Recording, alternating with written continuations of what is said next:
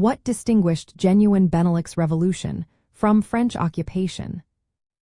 Imagine living in a time when foreign armies march into your homeland, claiming to bring change but actually imposing their own rules. That was the scene in the Benelux region during the late 1700s. The French revolutionary ideas were sweeping across Europe, promising liberty and equality.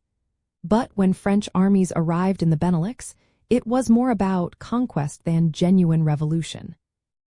The French created puppet governments like the Batavian Republic in the Netherlands, which were controlled by Paris.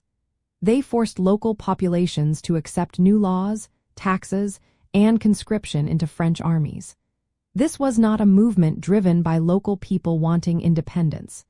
It was an external power enforcing its will through military force. In Belgium and Luxembourg, the story was similar.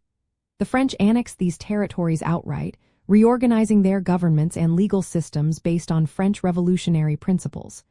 But this was done through military conquest, not because the people wanted it. The French reforms did abolish old feudal laws and privileges, which some welcomed. Yet, many residents resented the heavy taxes and the forced service in French armies. The local populations did not see this as a true revolution but as foreign domination. The real difference became clear after Napoleon's defeat in 1815. The region was divided again, and the people's desire for self-rule grew stronger. In 1830, Belgium fought a war for independence, inspired partly by the revolutionary ideas that had been introduced earlier. This movement was driven by local grievances and a genuine wish for self-governance. It was not imposed from outside but fought for by the people themselves. So, what makes a genuine revolution stand apart from occupation? It's about the people's own desire for change and their willingness to fight for it.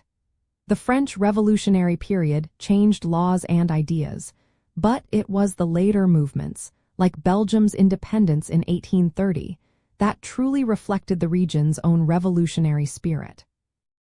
The French introduced new ideas, but the region's own push for independence came from within, making it the real, authentic revolution of the Benelux.